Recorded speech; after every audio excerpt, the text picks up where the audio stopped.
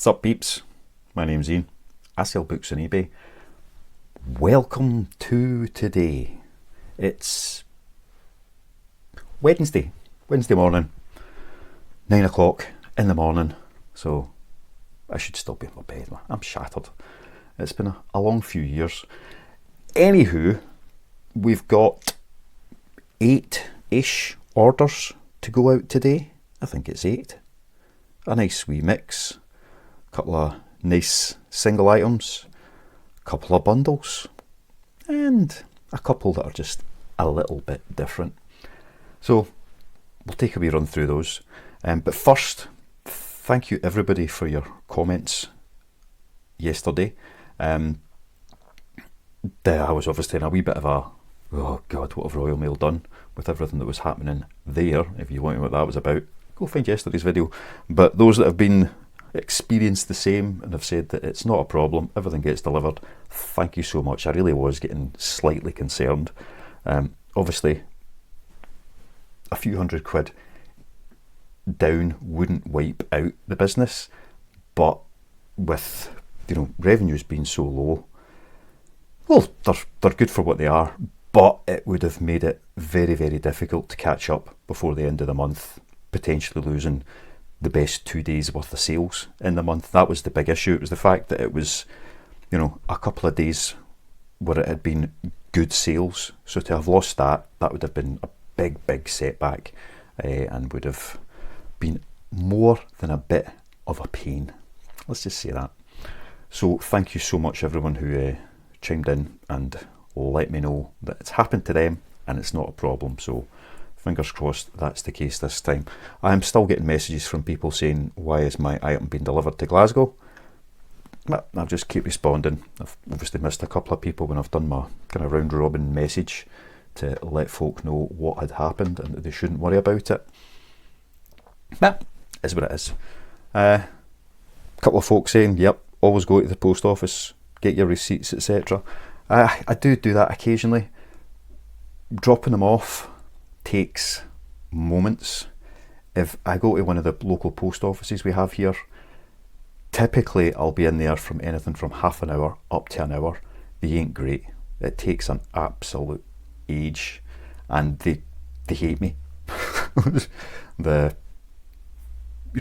holding up the queue. They'll have a queue of 10 people, 2 folk having a chat, 1 person on the till going as slowly as they can, and there's always 4 or 5 small business people there paying in cash that's all got to be counted. They take forever, and then I come in with my 3 or 4 big bags of parcels, and everything has to then be weighed again, keyed in again, double checked again.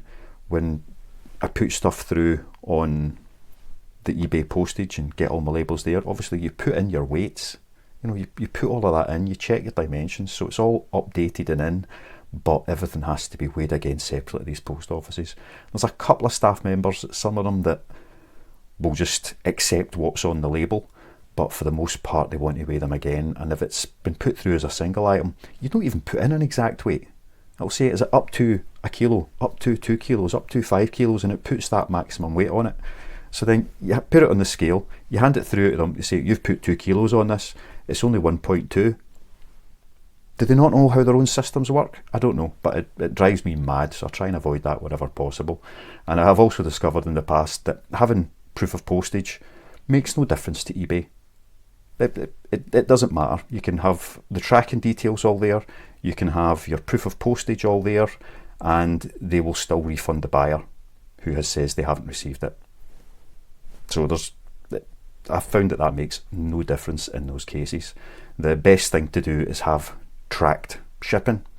And then if it's tracked, that's your best defence.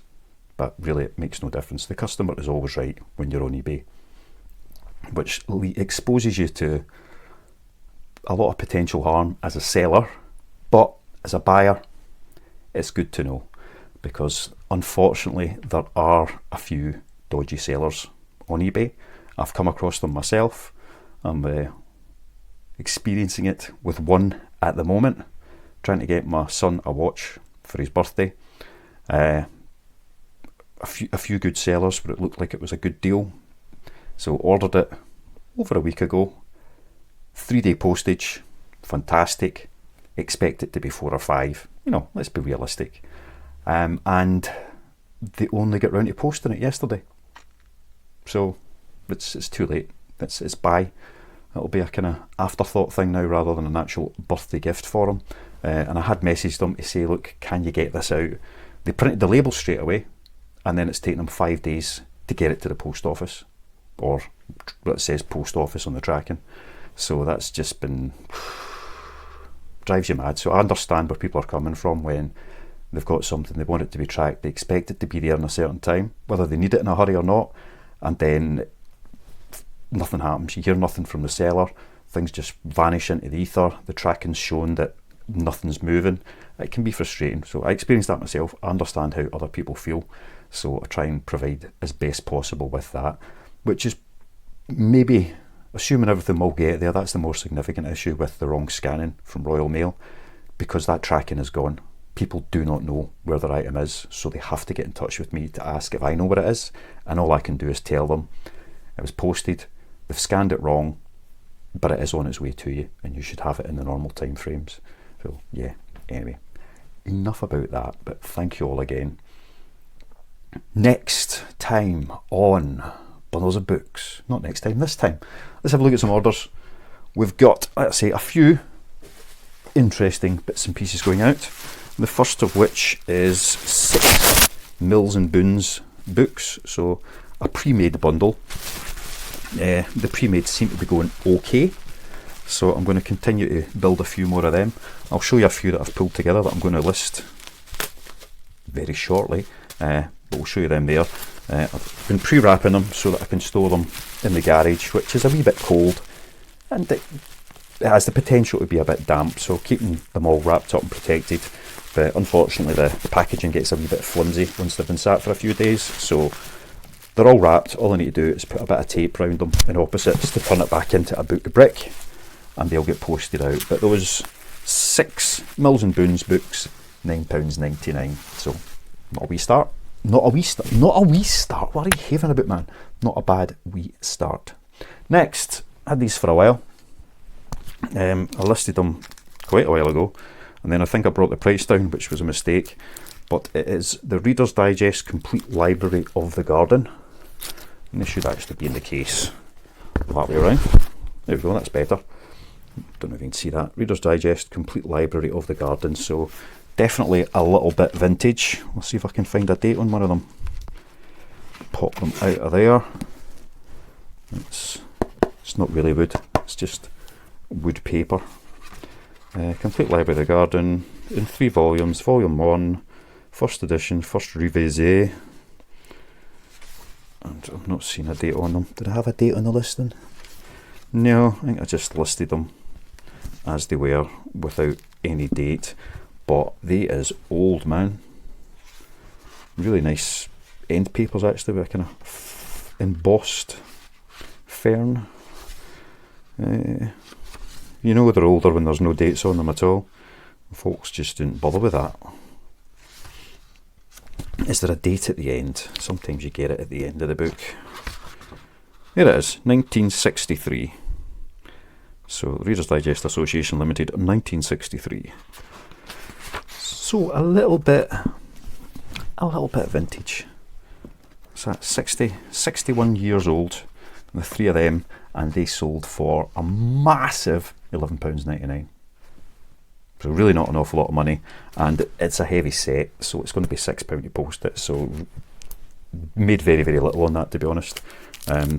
But that's what they are.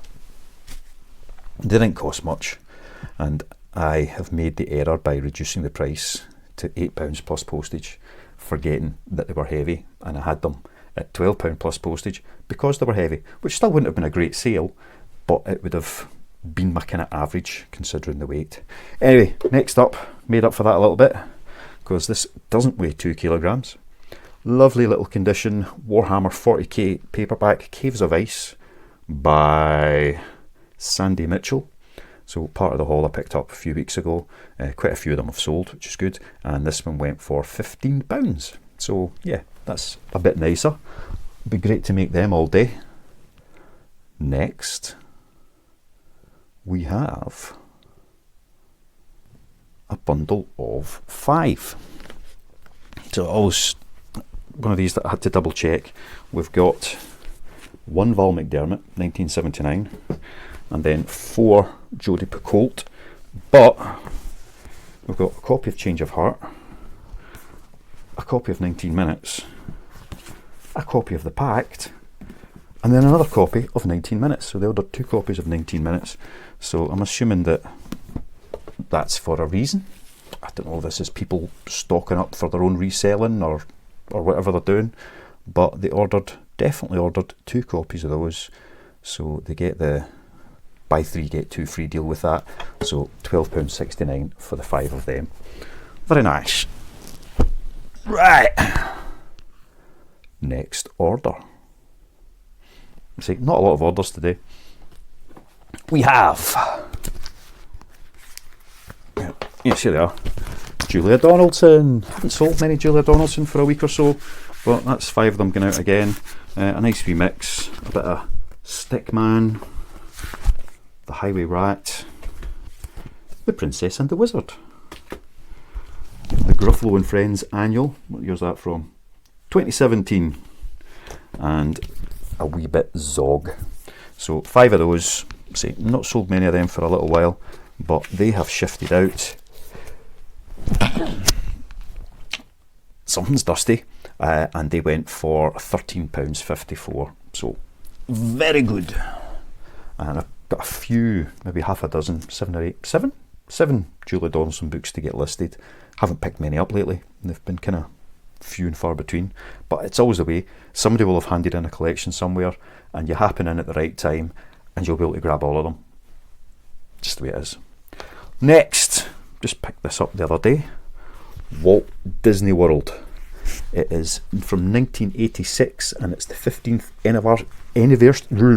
anniversary hardback. So it's just lots of pictures from Walt Disney World, and it's, you can tell it's the 80s. There's no doubt about it. Ain't no Marvel, no Spider-Man, no Star Wars. Proper Disney, where it's Tomorrowland and President's World and Epcot Centre and Spaceship Earth and Communicore. It all seems to be all about computers and stuff. That's probably a bit out of date now, but yeah, it makes it of interest. The Land Before Time. It's not called that, is it? What's it called? Universe of Energy? Horizons. Anyway, you get the idea. Walt Disney book sold for £12. That's including postage. It's always including postage. Alright, next, another book on its own. A wee hardcover Philippa Gregory, Dawnlands, and that went for £7.99. Not much to say about that really. I learned that I do try and pick up, there's a set, Dawnlands, Tidelands, and something else that's in that trilogy. So if I've got all 3, I'll put them together as the 3, but I've just got random copies of 2 of those books at the moment. So I'll wait and see if I find whatever the other one is, and then maybe make up a set and see if that'll sell better on its own. But £7.99 for a single book, yeah, I'll take that. Finally, another author who is a favourite of mine, but doesn't sell very often because he's only got so many titles and they're pretty saturated. They did well a year or so ago because the TV show was on. Philip Pullman I'm talking about, of course. Not his Dark Materials this time. We've got The Shadow in the North, The Ruby in the Smoke, and The Tiger in the Well. What's her name again? Sally Lockhart, yes. I think Billy Piper played her in a TV show a wee while back. But yeah, 3 of them went for £9.69. So I dropped all my Philip Pullman prices just to try and get a bit of momentum on the listing, because if you get a few sales, then eBay flag it up as this item is trending, which is good, which gets you more sales. So I drop the prices until I get, drop not by much, take 25 pence off them, and then put them back up once I've had a few sales and there's a bit of momentum on the listing, and that seems to work quite well.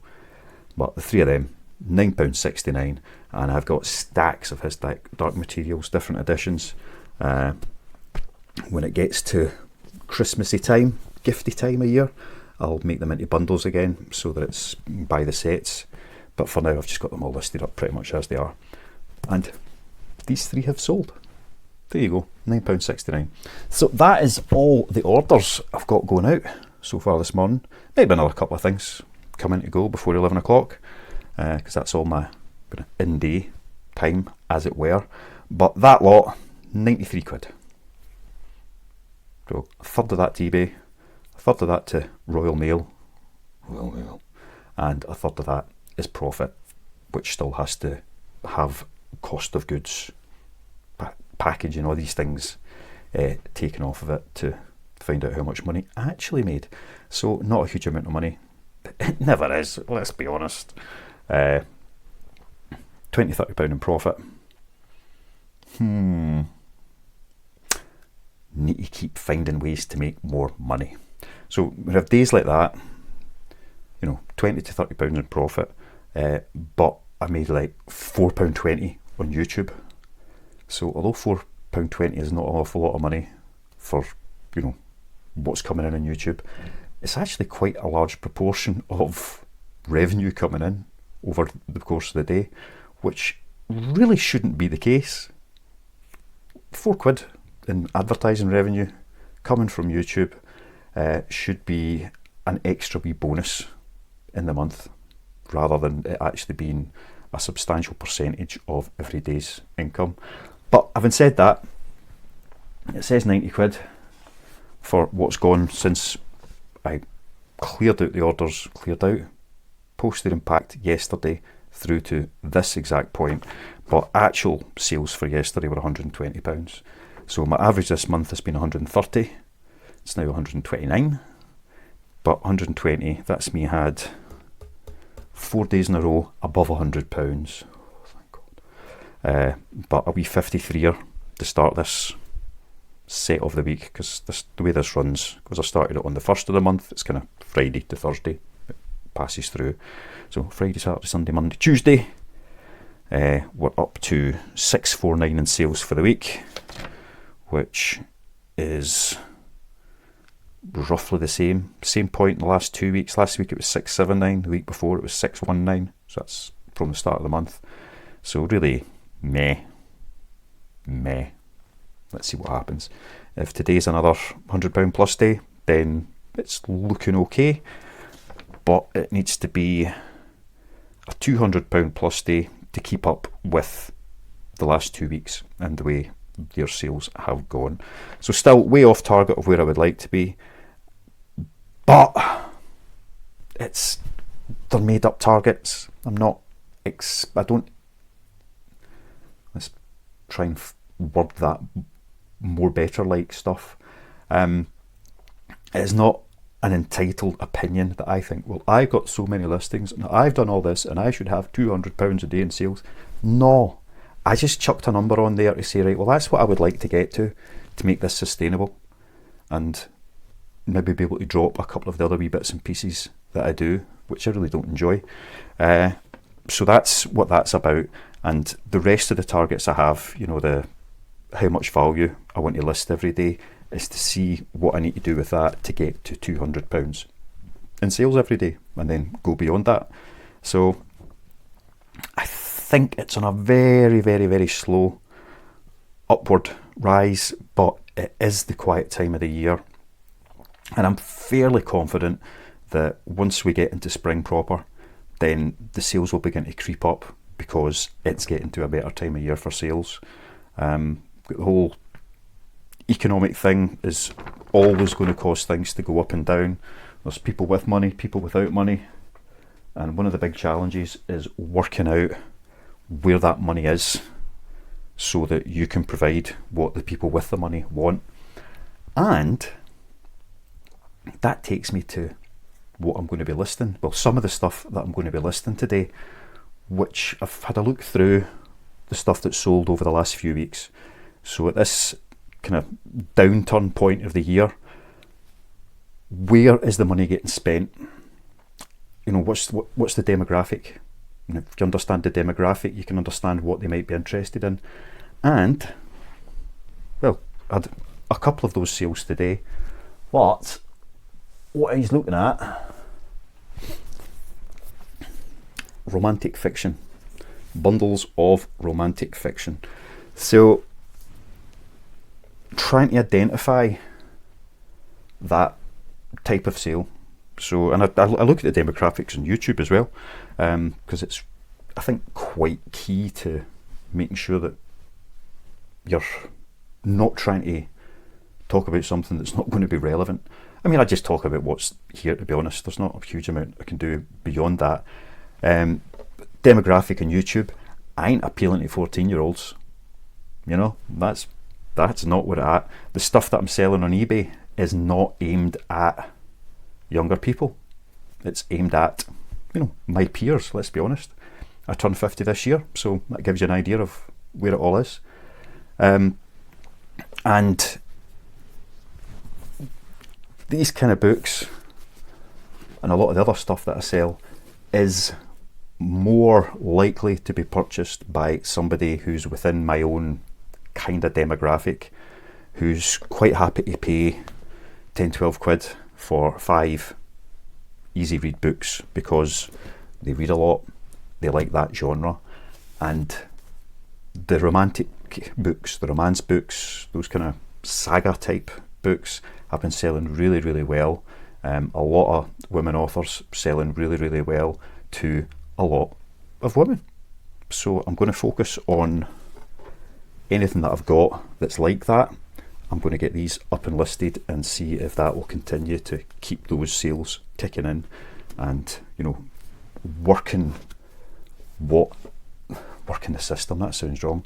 I'm trying not to sound dismissive or derogatory in any way about this, but if you've got a steady income, doesn't have to be a large income, but if you've got a steady income and you're not out partying and raging every weekend and you enjoy a good book, then you're going to pick up things like that.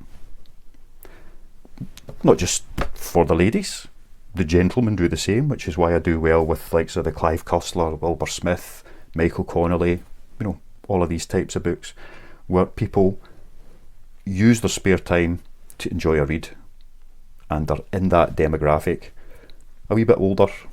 They had kids, maybe the kids are just a bit out of the way, and they're quite happy to pick up a few books to read through. So trying to pick up the stuff and put together packs, bundles that will be relevant to those individuals, and that's where the available money is at the moment. Youngsters, they're out spending it on everything digital. If you've not got any money, then the chances are you're not buying books, but you'll be sitting watching Sky TV and Netflix and Amazon Prime and Paramount and HBO Max and all of these things every night. So if you're spending £150 a month on streaming services, you're not buying books. So it's those that aren't wasting all their money on digital stuff, but enjoy a bit of a read, and let us say have that small disposable income where they're not looking for the very, very, very, very cheapest option every time, you know, scrolling through and looking for every book that costs 20p, but for a reasonable price. I mean, these are still very cheap when I put them in as a bundle. They can pick up a wee chunk. I hope that made sense.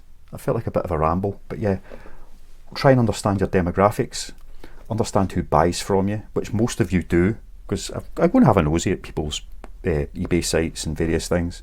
You know who your audience is, you know what that demographic is, so you buy stuff to sell that stays within that demographic. You know, if I've got everything like this and then I suddenly stop and all I buy is manga, Marvel, DC, it's not going to work. There's just going to be too much there that people aren't interested in, and that will drive people away from what you're doing. I do have some of that stuff, but I don't have it as a focus. The kids' books that I sell, a lot of them I think are getting purchased by parents, grandparents, aunties and uncles for nephews, nieces, sons, daughters, granddaughters, grandsons. So that's why the popular kids authors do well that way. It's stuff that people have perhaps got a wee bit nostalgia about themselves now. So, you know, David Walliams is still relevant and current, but he's been going for a lot of years. So there will be people who, you know, had it for their kids 15, 20 years ago and are now looking for it for nieces, nephews, grandkids, etc. So I think that's where the kids' books do well, alongside the likes of these and your Wilbur Smiths and your Clive Cusslers. Anyway, enough havering. Types of bundles we're putting up. We've got Maggie Alderson's Mad About the Boy, Christina Lauren, The Soulmate Equation, Jessie Cave, Sunset, How to Walk in High Heels by Camilla Morton, and The Last Goodbye by Fiona Lucas. So they all look, they're slightly younger reads, but that's the type of bundle I'm looking at for those. And then at the other end of that, we got, I can pick them up with one hand, the Rosie Goodwin, Jean Fullerton, Margaret Thornton types. So A Rose Among Thorns, that's a Rosie Goodwin. Bit of Ruby Jackson, On a Wing and a Prayer. Jean Fullerton, A Ration Book Dream. I'm sure I've got Diary and the other ones there as well somewhere. Margaret Thornton and Margaret Thornton. So that appeals to a slightly more mature audience, but that's the kind of the two ends of the type of things that we're looking at. And these will be going up for $10.99, $11.99, $12.99, there or thereabouts. But I've got a few of these up already. They seem to be getting quite a good bit of attention, so I shall continue to do so. The other bits, you can't see me, but I'm still here, honest. The other kind of things I'm looking at are pulling together some of the historical fictions. So we've got Elizabeth Fremantle, Sisters of Treason, Queen's Gambit, Watch the Lady. So a wee 3-book bundle there that'll probably be up $9.99. That's with free postage. So kind of a £3 a book type thing. They're all in really good condition. And then in a very similar vein, a bit of Joanna Hickson. So what's that one? The Agincourt Bride, The Queen's Lady, and The Tudor Bride. So both of those bundles should appeal to a similar demographic. I mean, see, from what we went out today, we've got Mills and Boons, we've got Jodie Picoult, we've got Philippa Gregory. So the three of those all kind of fit with that, and considering there's only 8 orders, that's quite a large proportion. The exceptions to that today is the Warhammer, which is an exceptional one, the kind of antique set of Reader's Digest books. And then we've got Disney, which is a nostalgia piece, again probably for that same demographic. If I had gone to Disneyland when I was kind of 10, 11, 12, it would have been round about 1986. So peeps my age, oh, I remember we were there, we did that, oh, isn't that lovely, fantastic, oh, there's a nice wee book, oh, I went there as a wee boy, it was bra. Don't know where that came from. And then a Julia Donaldson, again, is that a bundle for the grandkids, the nieces, the nephews, something like that perhaps. Philip Pullman, I'm not so sure where that fits. Again, they're from like 20 years ago, so it could well be that nostalgia trip. Oh, I remember Philip Pullman books, they were great, I'm going to buy them and reread them and maybe try and get my young teenagers to read them or whatever it might be, but that kind of fits with that nostalgic piece as well. So yeah, looking for where that spending money is out in the world and trying to match that up with available inventory will hopefully keep sales ticking over and moving. Yeah, that's it. Another half an hour of your life gone. What can you do?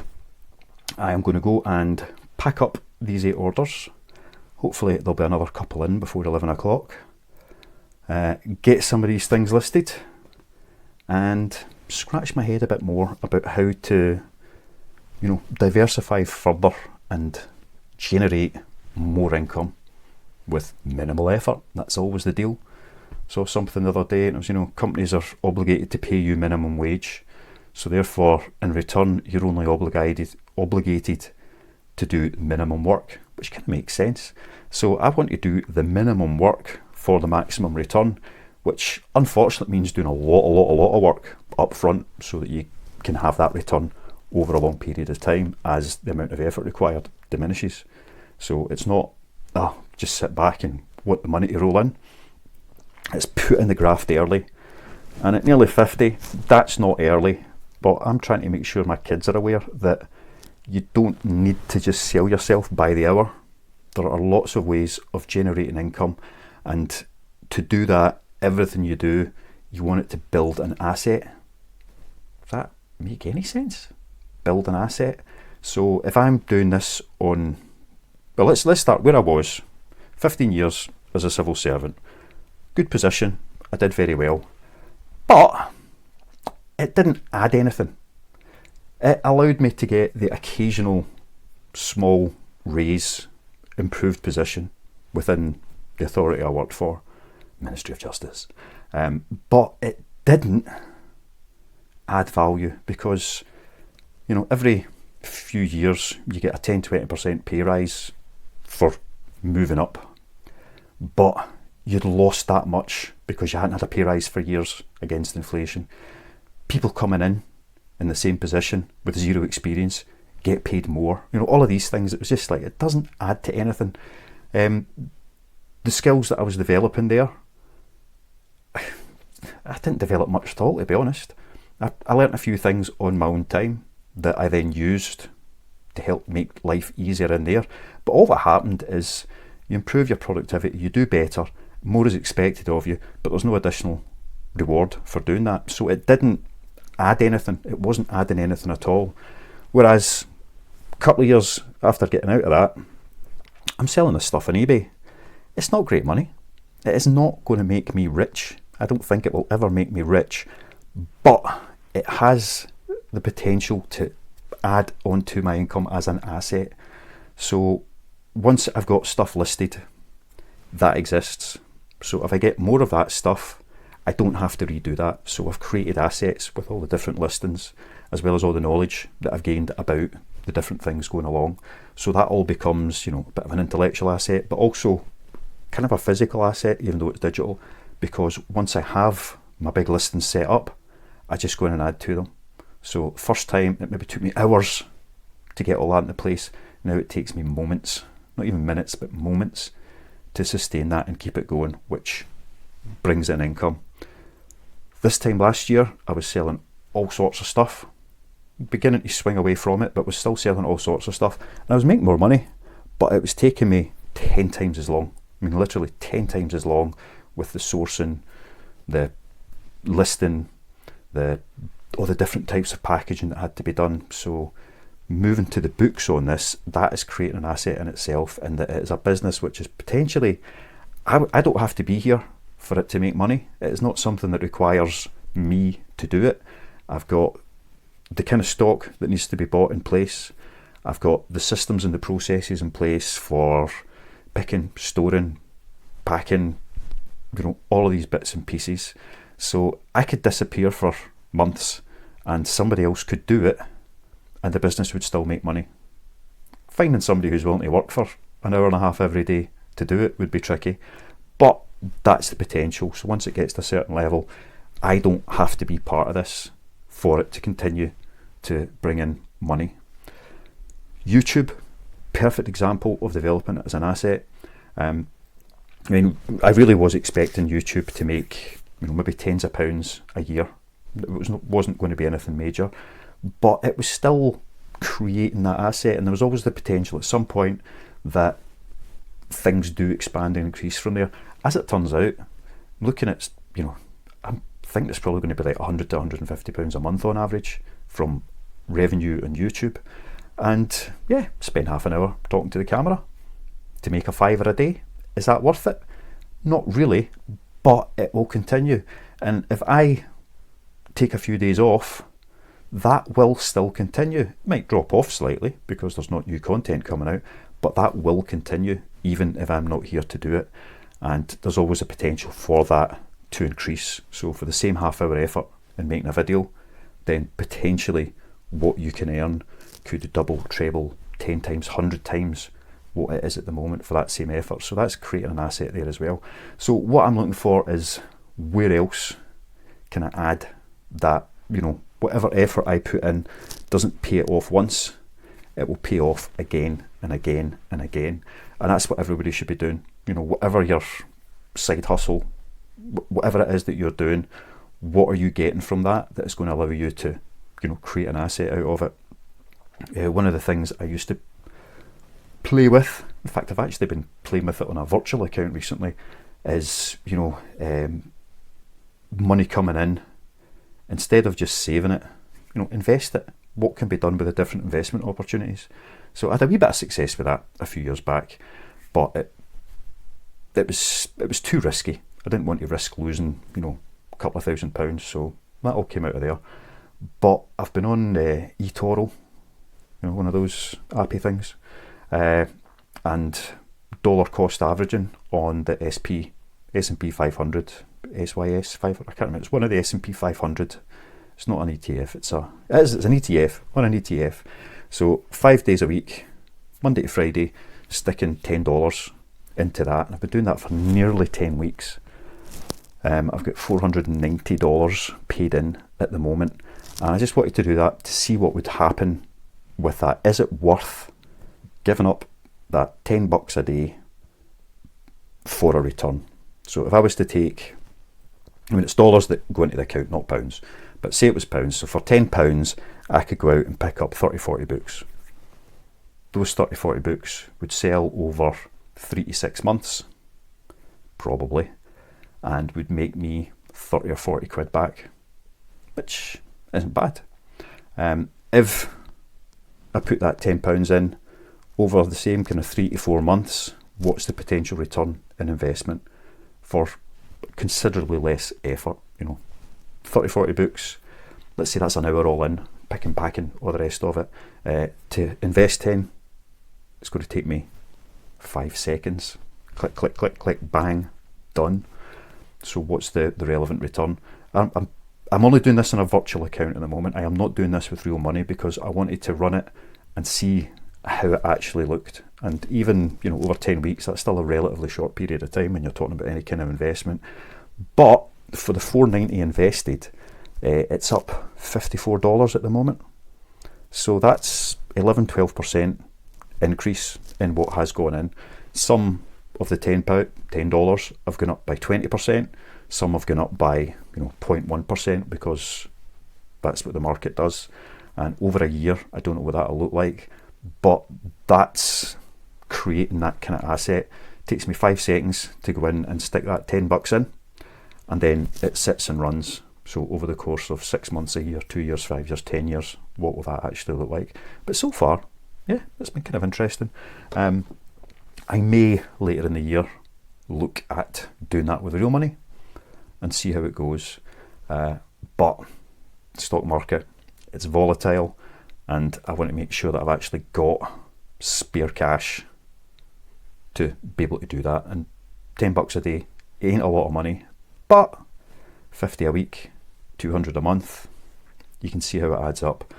But in theory, that would be the YouTube income, getting invested into that, which then creates further wealth on itself. So plus I need to max out my ISA first. That's what everyone should do. Max out your ISA, and then look at these other things, and so on and so forth. Anyway, I'm completely going off track here. I don't know why I'm talking about an eToro virtual account, although it's quite good fun. You sign up, they give you on the virtual account like $100,000 to play with, so you can go in and mess about with that as much as you like, try different things out. I've known a couple of people who have gone in and stuck a few grand in and lost it all. It's gone. That kind of get rich quick kind of attitude, it doesn't work. You might get lucky once, but it's like gambling. You go into the bookies, you bet on a horse, 10 or down, 10 to 1, you walk out with £100. Yes, I'm good at this. You put that £100 down again and it's all gone.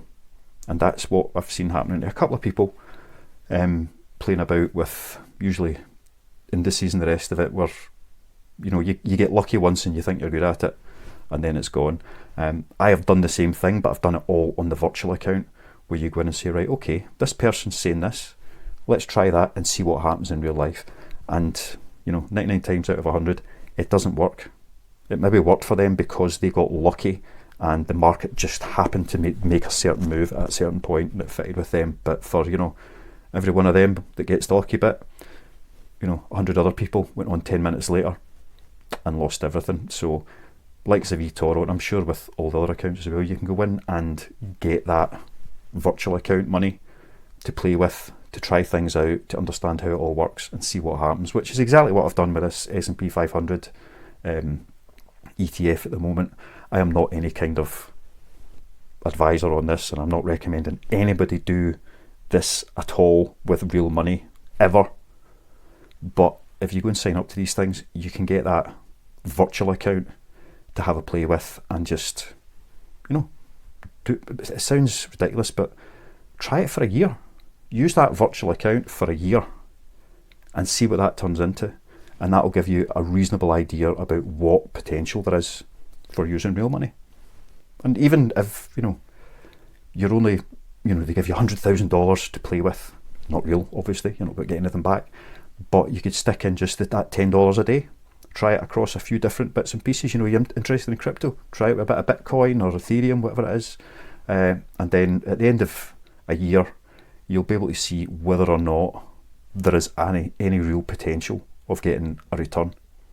If you can afford to have, 52 weeks in a year, times 5, 250, $2.5 grand. If you could then afford to put away $2.5 grand a year into one of these things, what would that look like at the end of the year? Would it make you 50 quid? Would it make you 100 quid? Would it make you 500 quid? That's what you would have to decide. Is it worth having that money tied up and being able to do it?